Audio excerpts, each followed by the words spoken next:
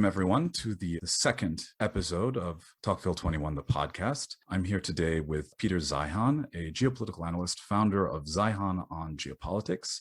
He's also a fairly prolific public speaker and author with 3 published books on the market, the most recent of which is Disunited Nations, The Scramble for Power in an Ungoverned World.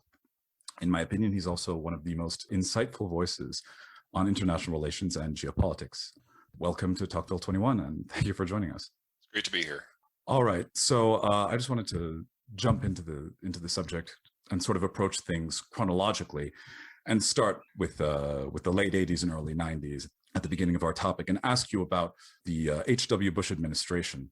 You've mentioned before that American foreign policy became somewhat aimless after the end of the Cold War, and sort of singled out H.W. Bush as the last president with a coherent foreign policy vision. This seems to me to be a pretty striking corollary to the notion of the end of history. Obviously, if there's a vision, then there's a need for updating the geopolitical strategy and a new understanding of the world that goes beyond this sudden stop.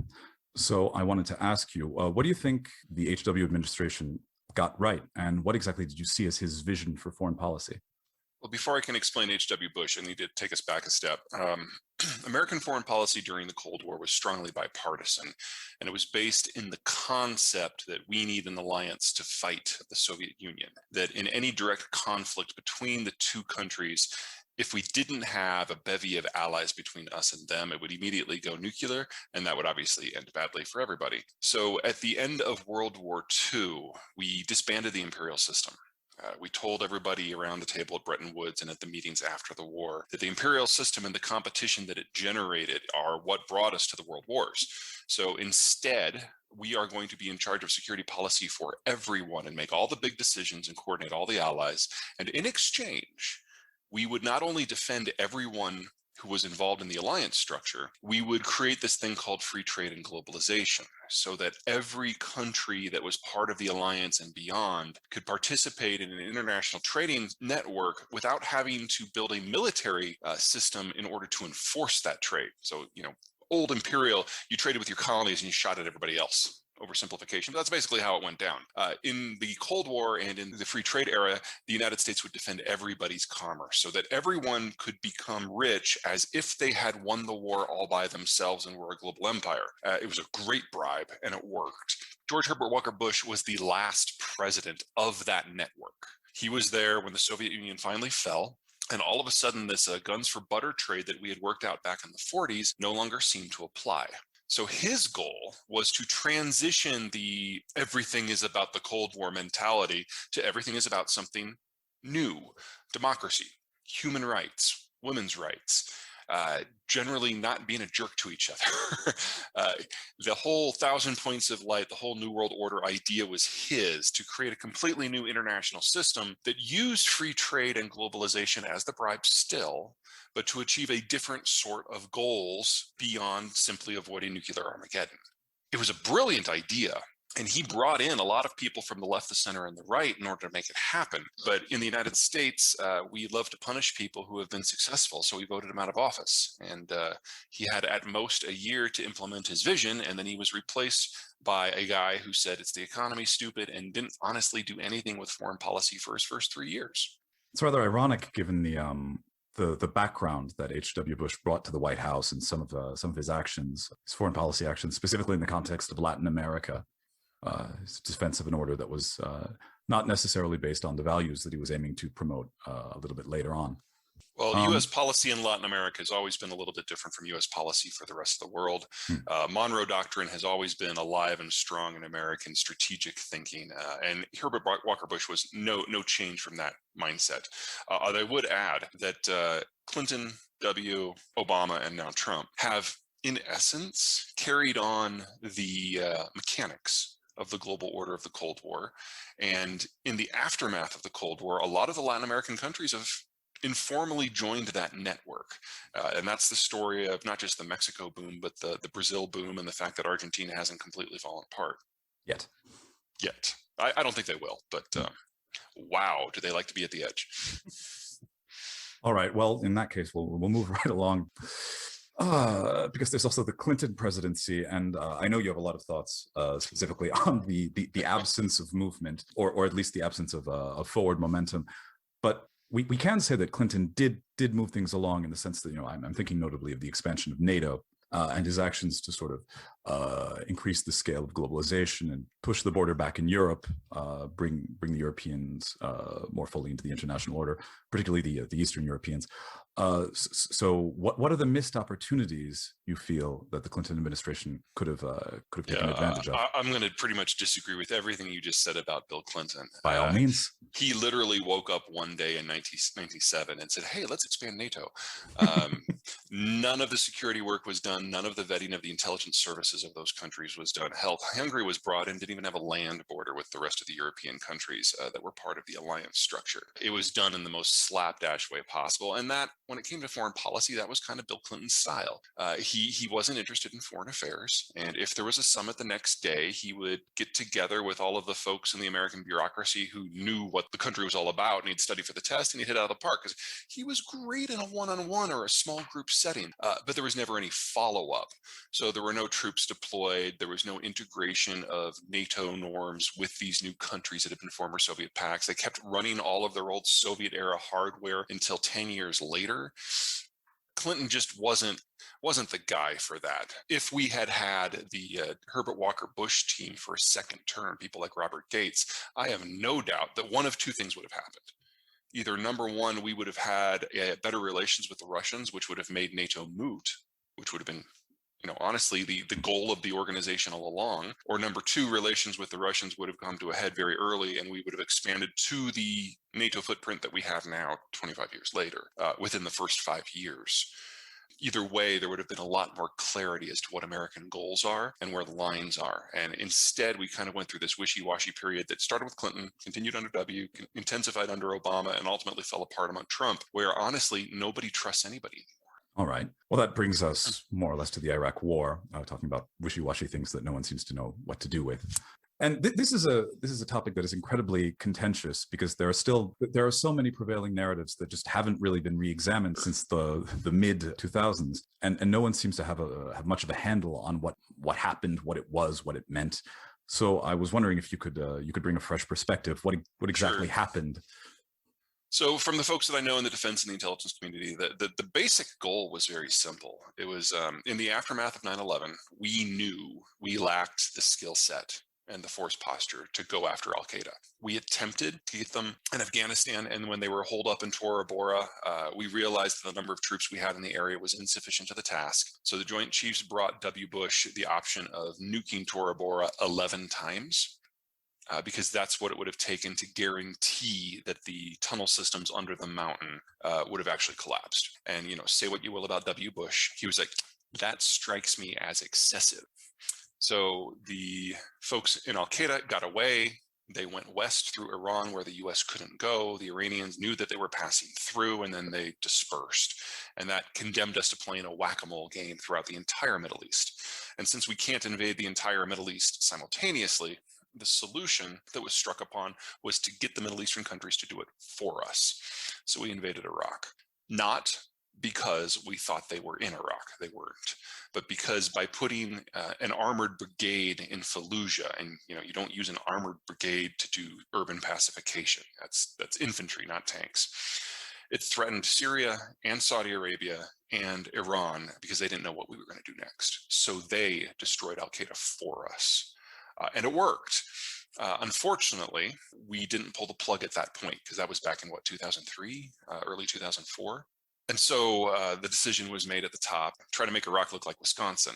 And that's where it all went to hell. So we shattered the Ba'ath Party. We destroyed all the traditional spheres of influence that made Iraq function. And then we tried to remake it somewhat in our image, and it completely fell apart. So the place descended into civil war and chaos. The Iranians got more influence in the country than they ever had before. And it took us 20 years to both admit that the strategy didn't work and admit that we couldn't put Humpty Dumpty back together again. So eventually we were left with the choice of being there forever or leaving.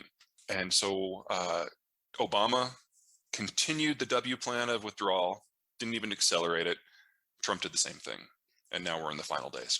So it was merely a matter of mission creep, all things considered. I think that's a touch of an oversimplification, but really only a touch. The plan worked.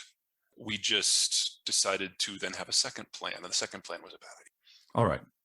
So I wanted to ask your thoughts in that case on the correlation of the Forever War, how it's sort of dominated public perception recently. Well, they're over, so they're not forever. Yeah.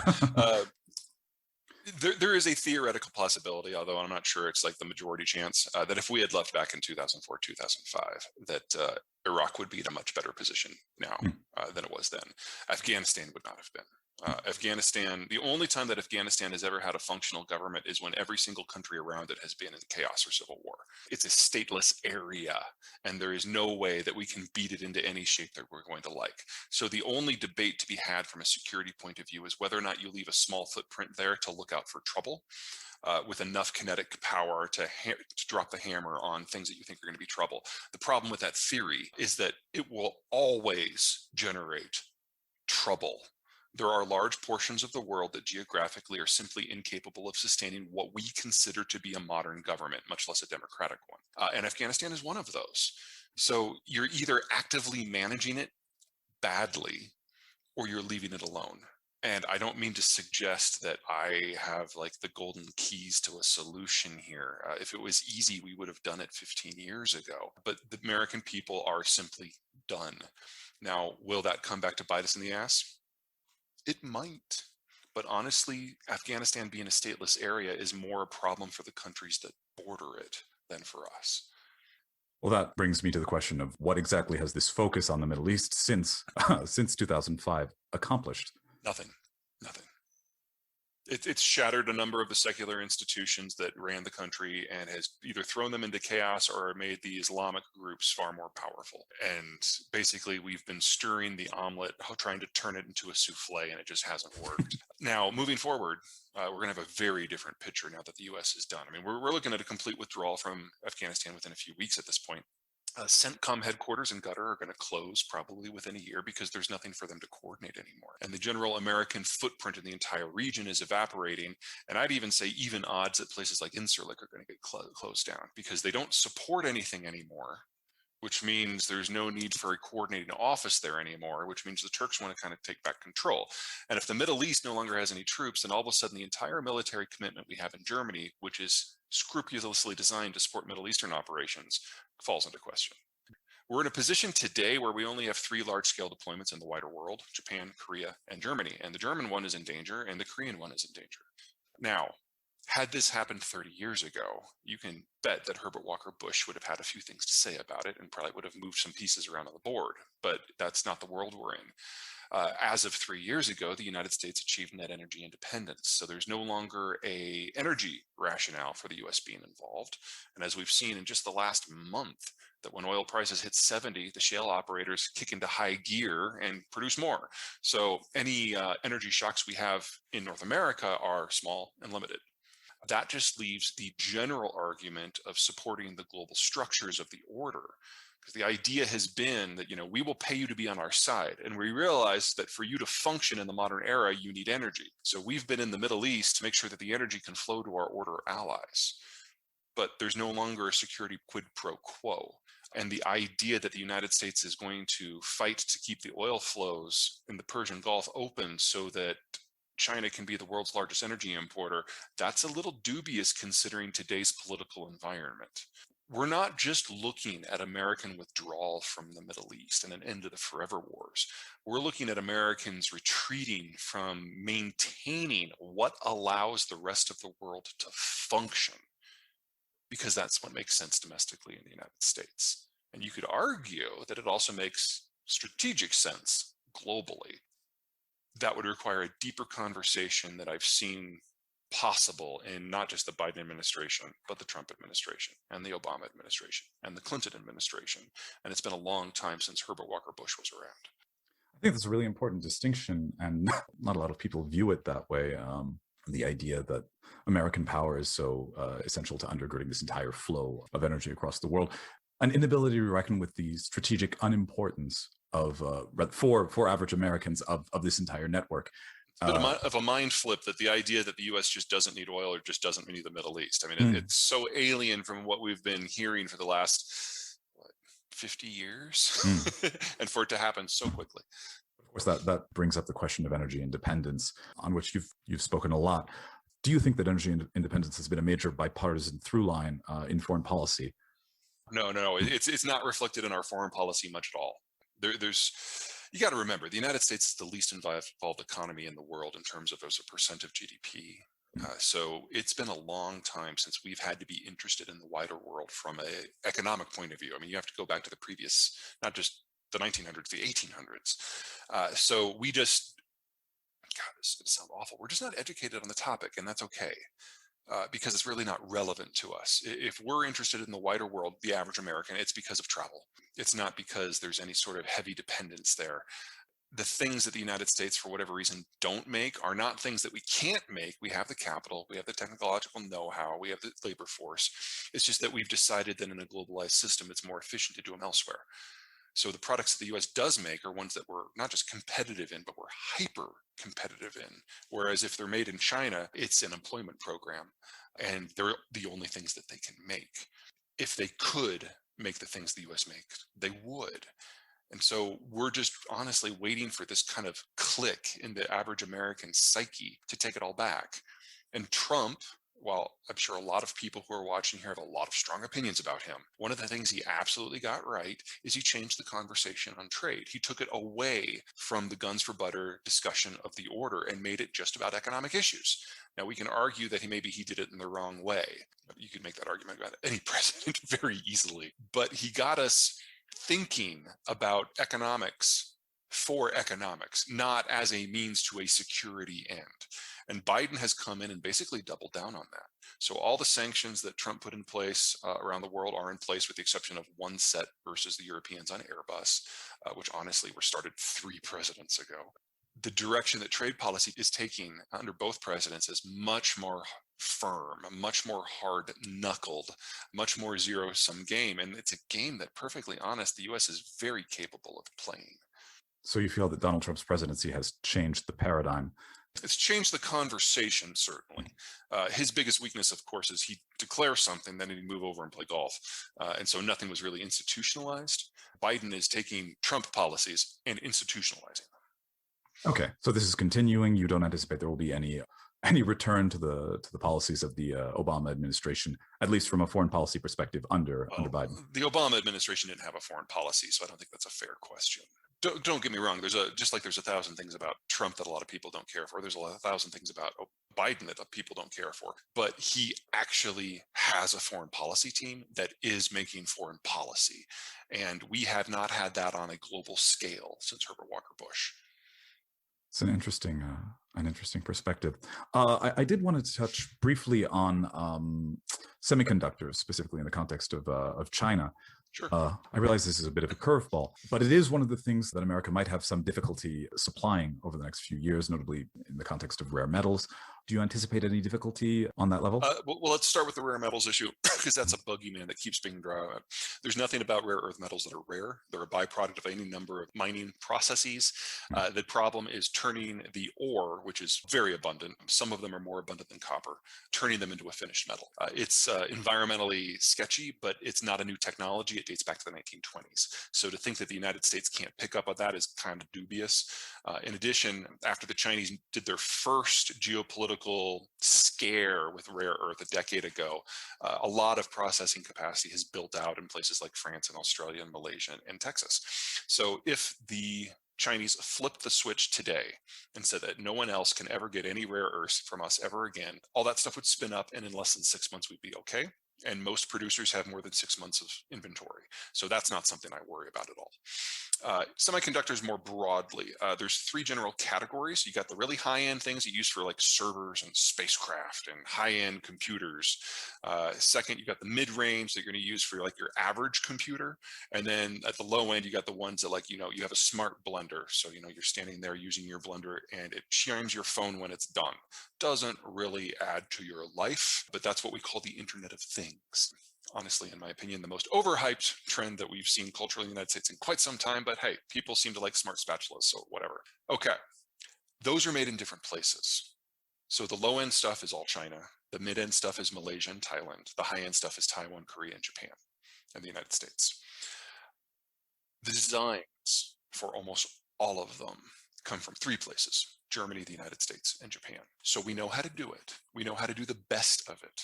We've just outsourced it.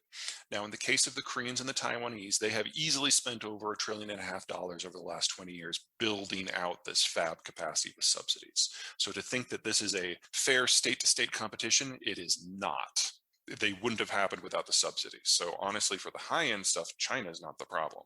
And for the low-end stuff, I would challenge whether we really need that at all.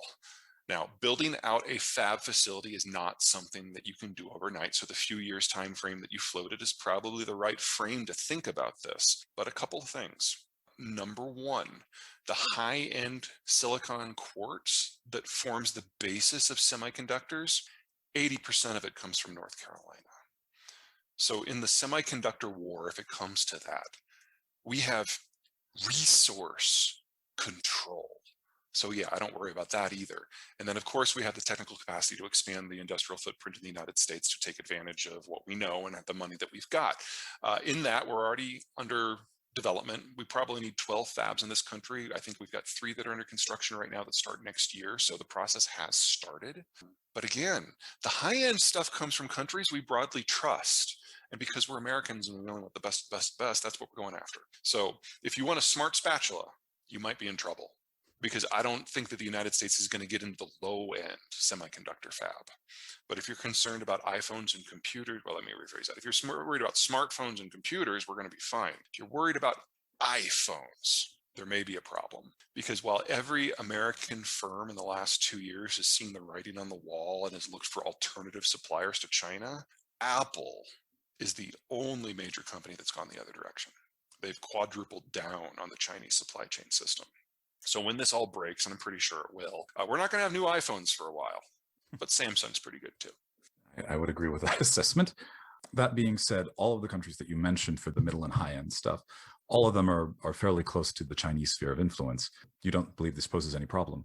I wouldn't say it's a walk in the park, but from a security point of view, the Chinese have never been able to push past the first island chain and integrate with the rest of the world ever, with the exception of now under the global order. So honestly, if the United States really wants to destroy the PRC, all it has to do is go home.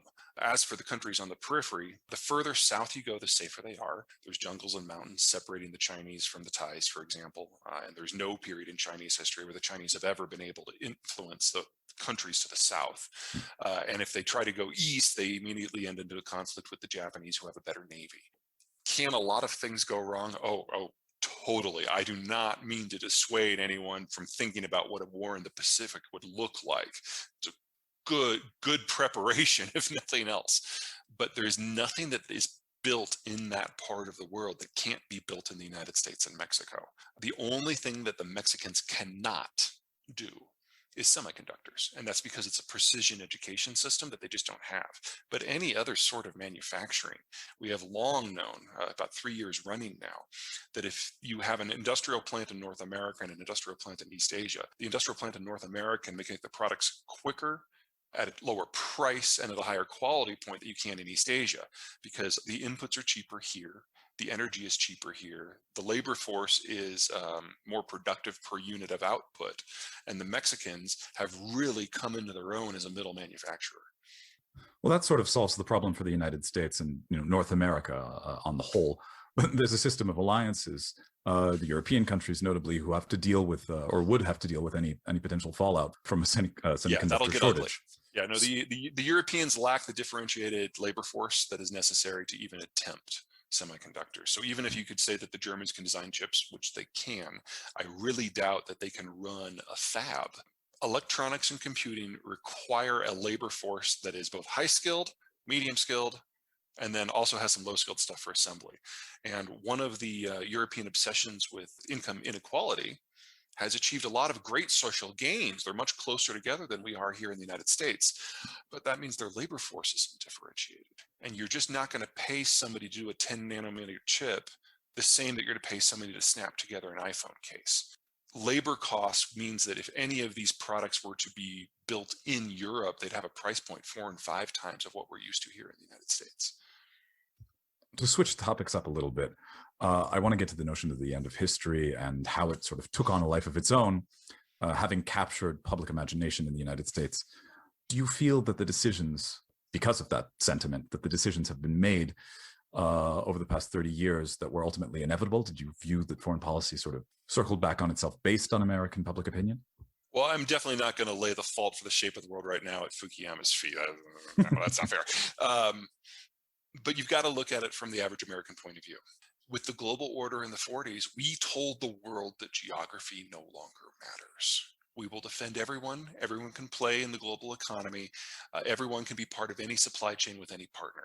Doesn't matter if your country is a geographic and mountainous mess. You can play. And that policy is what allowed countries like Korea to exist in the modern age. And they're now, one of the 5 richest countries in the world in terms of their technological acumen. That could not have happened without the global structures that we put into place. So from 1945 to 1990, we told the world that geography no longer matters. 1990 came along and the Cold War ended. And after more than a generation of geography not mattering, now we said that security is all taken care of, because compared to how it had been, it was done. So the mindset of the average American and some of the subtle texts of Fukuyama built on that because it was true.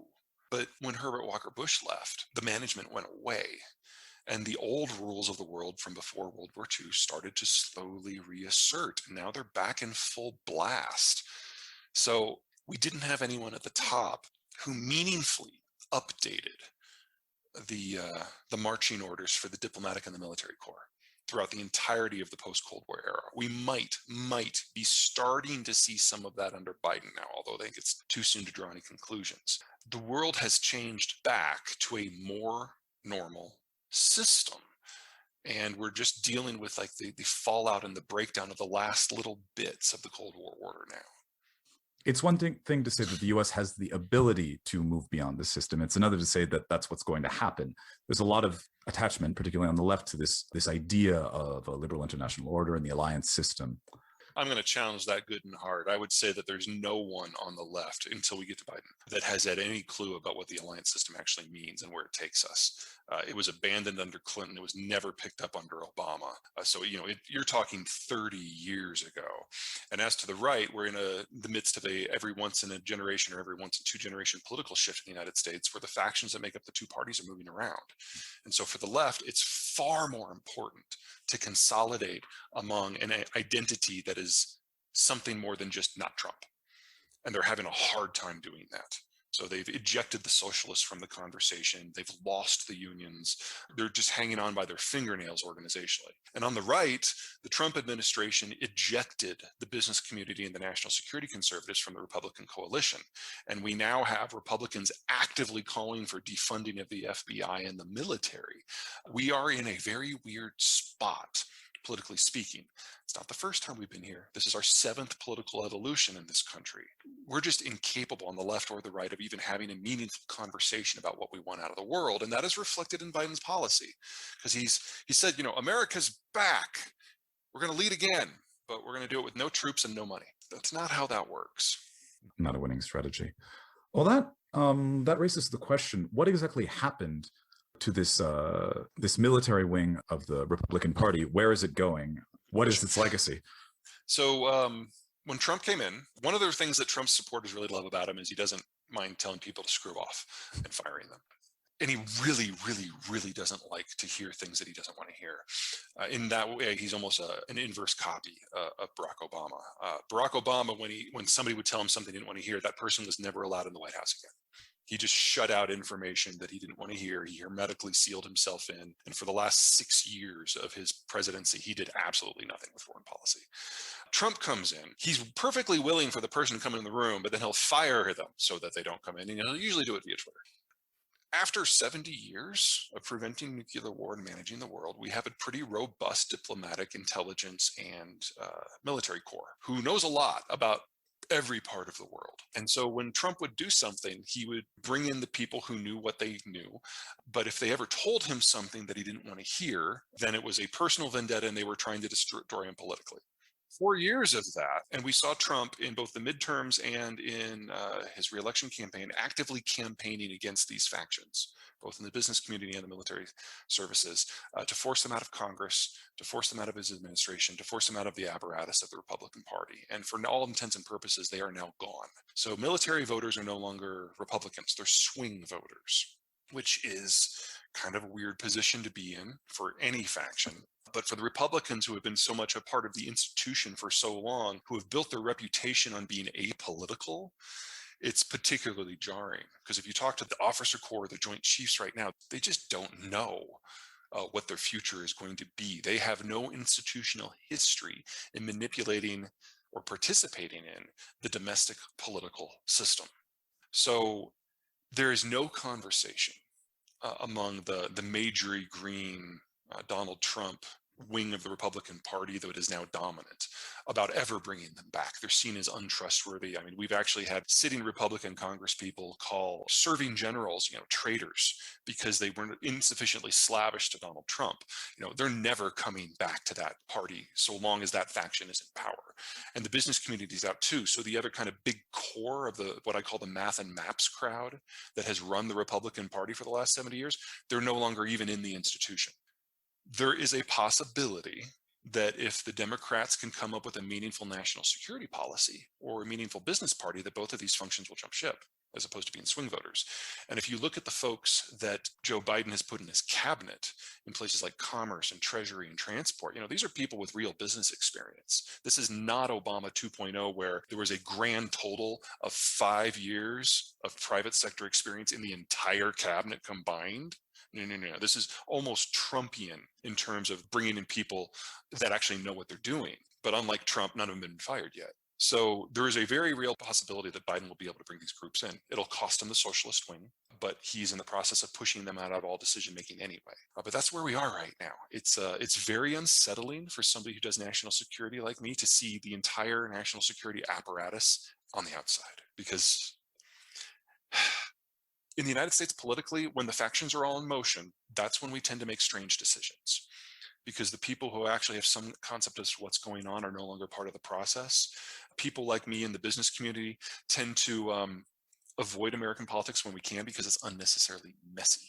But that means that the people who actually have a concept of the context are not advising the decision makers or are not the decision makers. And one of the big dangers we saw under both Obama and Trump was this disassociation of people who were aware from governance. And that happens when the parties break down. But if the parties are broken down for too long, we start making national security decisions that in retrospect were really, really, really bad. And so this is America's 7th reorientation. 3 of them ended in military conflicts. And do you anticipate some sort of, I don't have a specific fear right now. I'm just a student of history. I'm like, I've seen this movie before. Fair enough. Well, I believe we're more or less out of time. There is one other question I wanted to ask. Sure. A little bit more of a personal question. Where on earth did you find socks with capes on them? I collect socks, so I think that specific set I picked up in London. All right. Delightful. In any case, thank you for joining us, Peter. It's a pleasure. It's been an excellent conversation. Until next time.